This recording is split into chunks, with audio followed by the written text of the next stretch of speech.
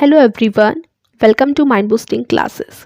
इस वीडियो में हम class 7 English chapter 2 a gift of chappals इसका बुक वर्क यानी क्वेश्चन आंसर्स देखेंगे। तो ये चैप्टर हम ऑलरेडी कंप्लीट कर चुके हैं एंड अगर ये वीडियो नहीं देखी जिसमें हमने ये चैप्टर समझा था तो डिस्क्रिप्शन में लिंक दे दूंगी, जाकर पहले देख लीजिए।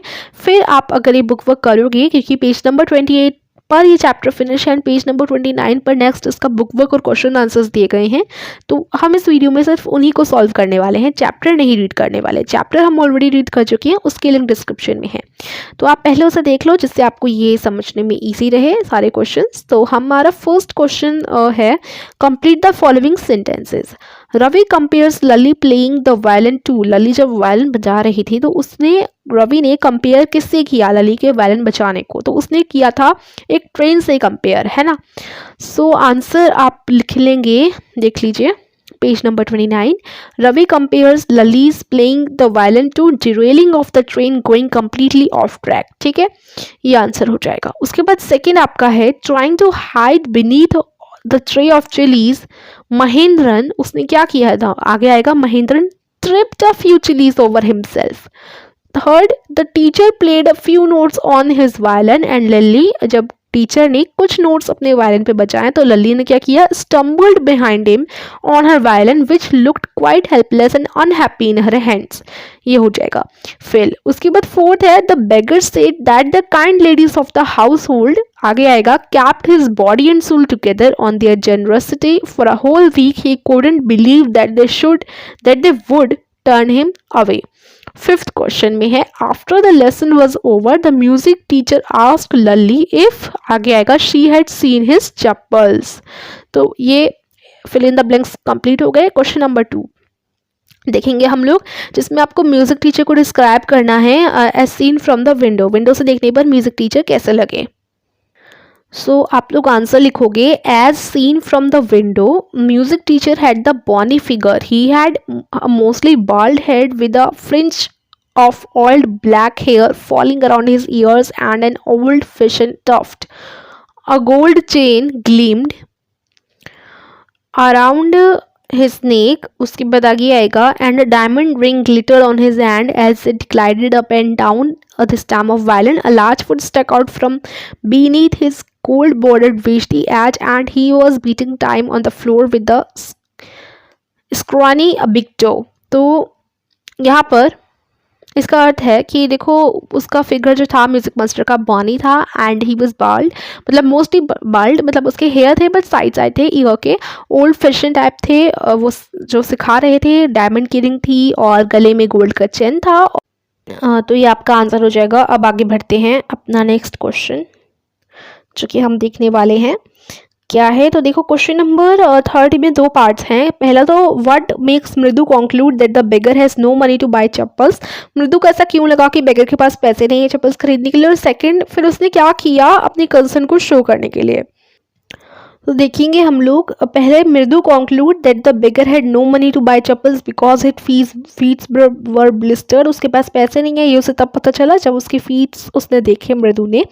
और फिर मृदु ने she suggested मृदु and Ravi about the pair of old slippers so that they could give it to the beggar। तो यहाँ पर मृदु की जगह एक, मतलब यहाँ गलत लिख दिया है, मृदु की जगह ना मीना आएगा। तो फिर मृदु ने मीना और रवि को बोला कि जो उसने आते समय वरांडा में देखे थे ओल्ड स्लीपर्स, क्यों ना हम उसे देते हैं बेगर को। ठीक है, सजेस्ट किया। उसके बाद नेक्स्ट हम देखेंगे आगे क्या लिखा गया है। फोर्थ क्वेश्चन में, have you children, she begin and then seeing they curiously Quite went on more slowly, seen anyone lurking around the veranda। ये यहाँ पर दिया गया है, जो आपकी स्टोरी में से ही एक पैराग्राफ है।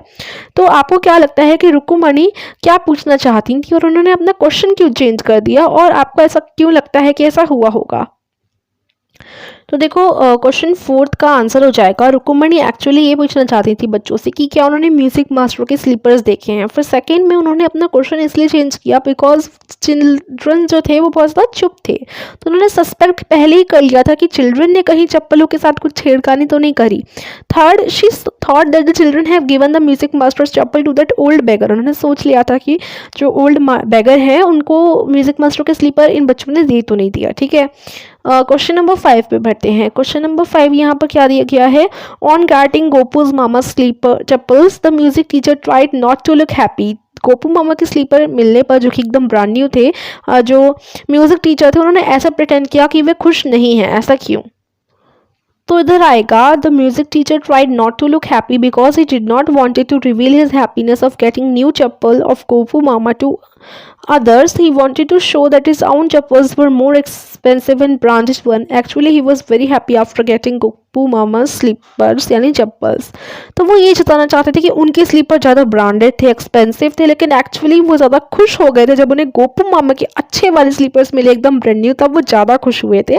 बट वो ये जताना नहीं चाह रहे थे। क्यों? क्योंकि उन्हें ऐसा फील करवाना था औरों को कि मेरे स्लीपर गुमे हैं जो कि ज़्यादा एक्सपेंसिव थे। ठीक है, उसके बाद हम लोग नेक्स्ट क्वेश्चन की तरफ बढ़ेंगे। क्वेश्चन 6, चप्पल का गिफ्ट मिलने पर जो बेगर था वो 1 मिनट में ही गायब हो गया। वो इतनी जल्दी में क्यों था निकलने के, आपको बताना है। तो देखो, चप्पल का गिफ्ट मिलने पर बेगर जो है 1 मिनट में गायब हो गया, क्योंकि वो उन चप्पल के गिफ्ट को नहीं, मतलब ऐसा नहीं चाहता कि जो चप्पल का गिफ्ट उसे मिला है वो कोई और ले ले। उसके फीट्स पहले से ही पूरे प्लस्टर थे और he couldn't have got anything better from that house। ठीक है, और उसे कुछ खाने के लिए भी वगैरह कुछ मिला नहीं था। ठीक है, तो वो जल्दी से चला गया उन्हीं को लेकर कि कहीं ये भी ना छिन जाए। ठीक है, उसके बाद नेक्स्ट क्वेश्चन है हमारा 7th, walking towards the kitchen with Mridu and Meena Rukmani begin to laugh.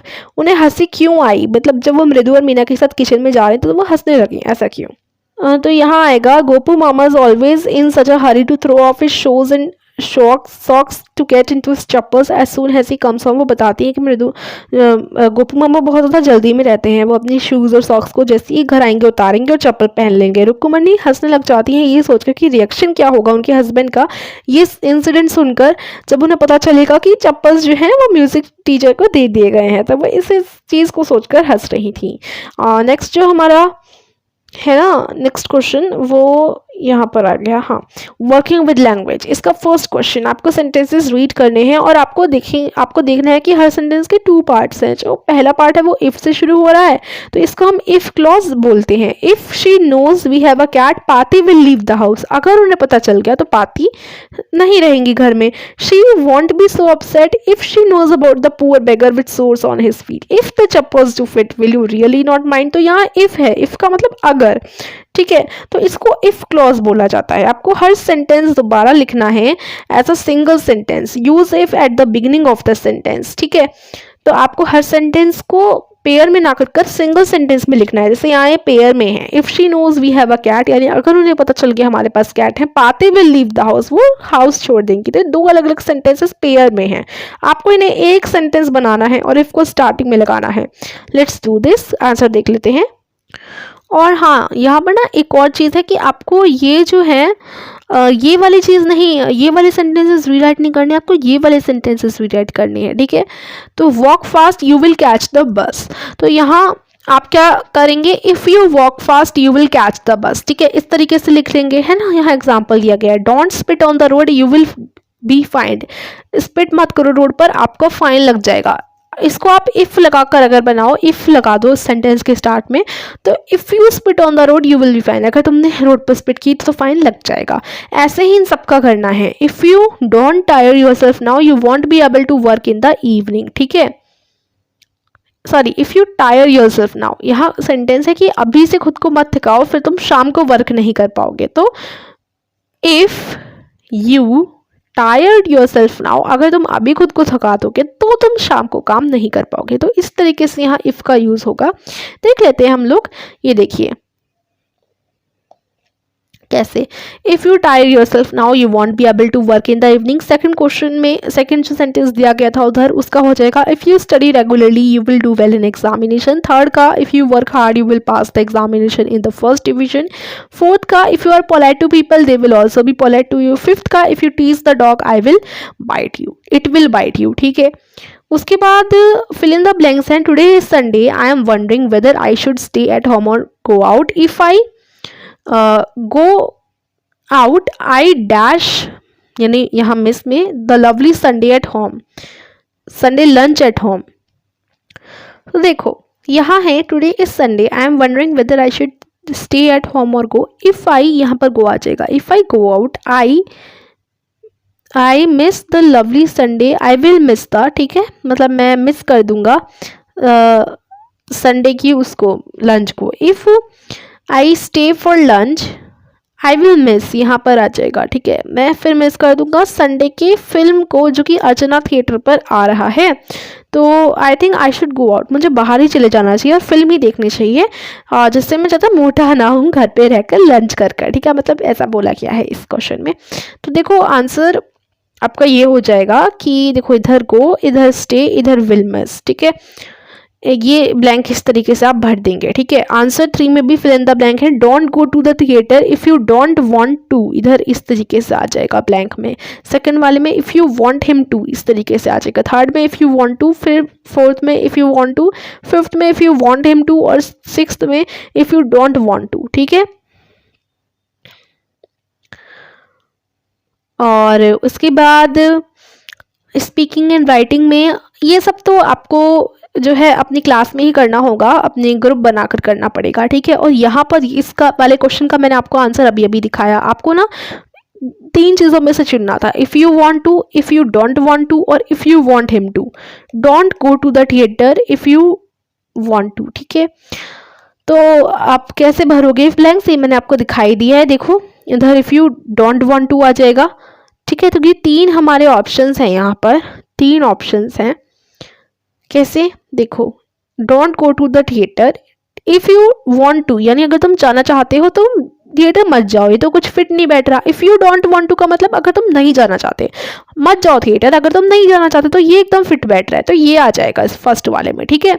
If you want him to, यानी अगर तुम उसको करवाना चाहते हो, ठीक है। He will post your letter if you want him to, या फिर इफ़ यू वांट टू, क्या आएगा इसमें। देखो इसमें क्या है ना, वो तुम्हारा लेटर पोस्ट कर देगा अगर तुम उससे करवाना चाहते हो, है ना। तो यहाँ पर if you want him to आएगा, ठीक है, तो हिम आ जाएगा इधर। Please use my pen if you want to, अगर तुम चाहो तो मेरा पेन यूज़ कर लो, तो यहाँ इफ़ यू वांट टू आएगा। उसके बाद he will lend you his umbrella if you want him to, क्योंकि ही तो इसलिए him. Okay, my neighbour Ramesh will take you to the doctor if you want him to, यहाँ रमेश है इसलिए यहाँ if you want him to, ठीक है।